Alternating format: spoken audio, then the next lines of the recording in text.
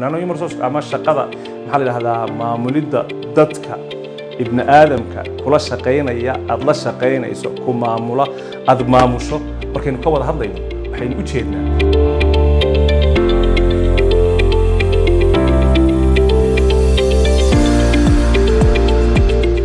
marka human resource waxaynu uga jeednaa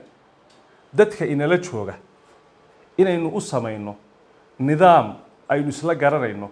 oo inaga dhaxeeya oo aynu ku wada shaqeynayno oo keeni doona maxay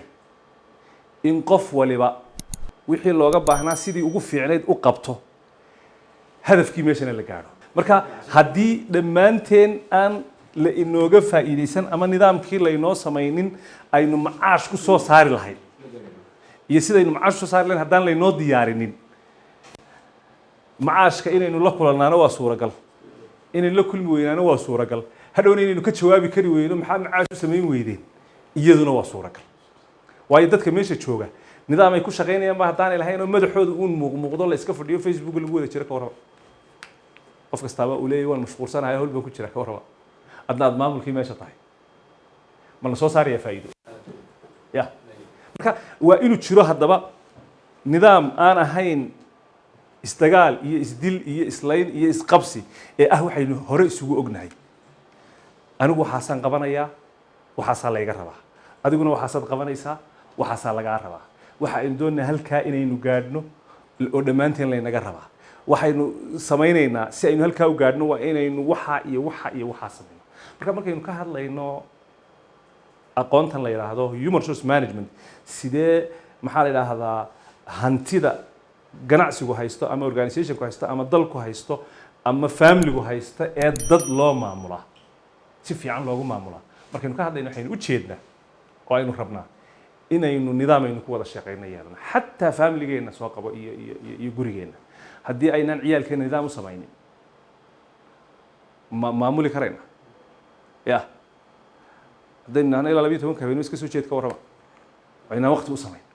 haddaynan macnaha nolosha oo dhan baa u baahan in la maamulo laakiin human resource management markaynu ka hadlayno waxaynu ka hadlaynaa business waxaynu ka hadlaynaa organization businesskaasi ha noqdo profit ama non profit ha noqdo dawli ha noqdo mid aan dawli ahayn ha noqdo waxaynu ka hadlaynaa dad ibni aadana sida loo maamulaa dad ibni aadana waxaa loo maamulaa kow wax cadaynu isku ognay marka hore inuu jiro waxaa la odhan jiray wax rag isku ogyahay ma qarmuuna soo mahayn wax rag isku ogyahay waa wax jira marka waxaynu isku ognahay waa inay jiraan formal system waa inuu jiro aynu isku ognahay laba formal systemka waxaynu u isticmaalaynaa waxaynu isku ognahay waxaynu u isticmaalaynaa inaynu dadka kartidooda u isticmaalno sida ugu tayada badan ee ugu soo wax soo saarka badan in dadka u isticmaalno inaga oo doonayna maxay inaynu hadafkii aynu lahayn gaadhno inaga oo doonayna maxay inaynu hadafkii lahayn aynu gaadhno marka haddaynu horta intaa isla garanayno hoosta ka xariiqno nano human resource ama shaqada maxaa la yidhaahdaa maamulidda dadka ibn aadamka kula shaqeynaya aad la shaqeynayso ku maamula aad maamusho markaynu ka wada hadlayno waxaynu u jeednaa in la helo nidaam